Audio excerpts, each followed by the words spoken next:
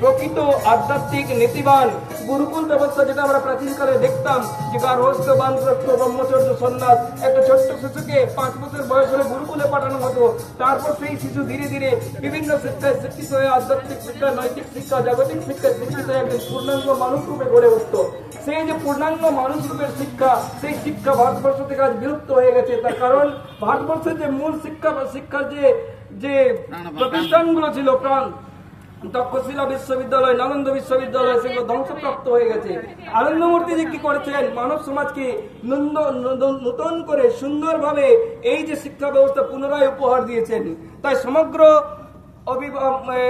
চাকুলিয়াবাসী সবাই আপনারা আসুন, এই আনন্দমার্গে জানুন কি নব্য মানবতাবাদ।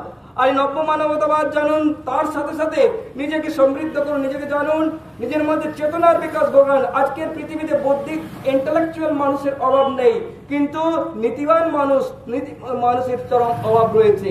আর এই যদি যতই বুদ্ধির দিক থেকে আমরা এগিয়ে যাই না কেন, যদি আমাদের আধ্যাত্মিক প্রগতি না হয়, আত্মিক প্রগতি না হয়, তাহলে এই বুদ্ধি ডিস্ট্রাকটিভ ওয়েতে কাজ করবে। যেটা আমরা intellectual power is just like a blind energy.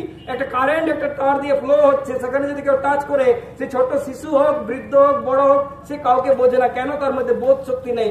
মানুষের মধ্যে যদি অত্যন্ত বুদ্ধিমান মানুষ পৃথিবীতে যতই বাড়ুক না কেন, যদি নীতিমান মানুষ না হয়, তাহলে এই পৃথিবীতে ধ্বংস হতে 2 মিনিটও সময় লাগবে না। আপনারা দেখতে পাচ্ছেন সারা পৃথিবী জুড়ে এখন কেমন একটা ক্রাইসিস, অত্যন্ত সংকটময় পরিস্থিতির মধ্যে দিয়ে